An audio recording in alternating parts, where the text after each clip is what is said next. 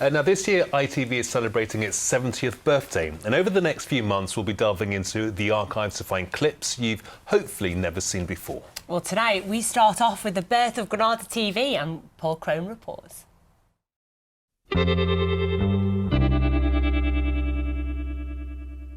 Commanding the Manchester skyline from the moment it was built with its famous red neon sign.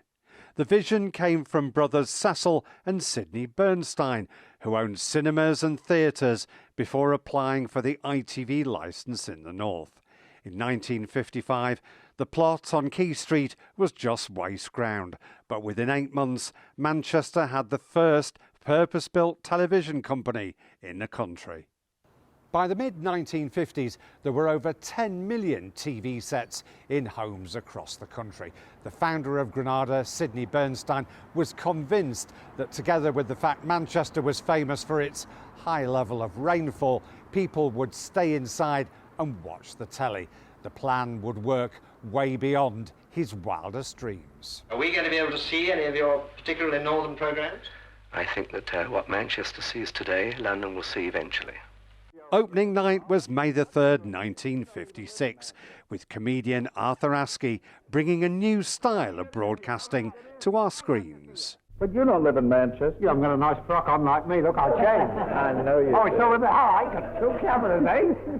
Craftsmen, technicians and creative talent were hand-picked to make Granada lead the way in commercial broadcasting, even if some of the programmes were a little formal by today's standards. How are you, Mrs. Rickard? Very Nice well, to have thank you. with us. What's your work, may I ask? I'm an assistant cook. Oh, that's a pretty popular job. An assistant cook? Yes, at the Naval Hospital, Gillingham. I see. I always need a little assistance when I cook. Maybe you could help me. But where the station really excelled was in choosing its on-screen talent. For example, a young Michael Parkinson with his ultimate show of affection for Granada. I hope you're very satisfied with it now, when you get home. We're about finished now, are we? Yes, Good. yes. Fine. Well, let's have a look. Very pretty, I'm sure. Huh?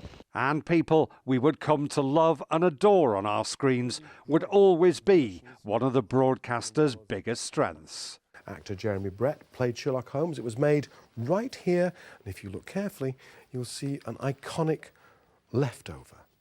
This is it, the door of 221B Baker Street. People would say to me, "You were just like one of us. Yes. We were not on a pedestal." As we say in Granada land, no star. Good night. Gone but never forgotten. Paul Crone, ITV News, Manchester. Amazing stuff. Here's Joe.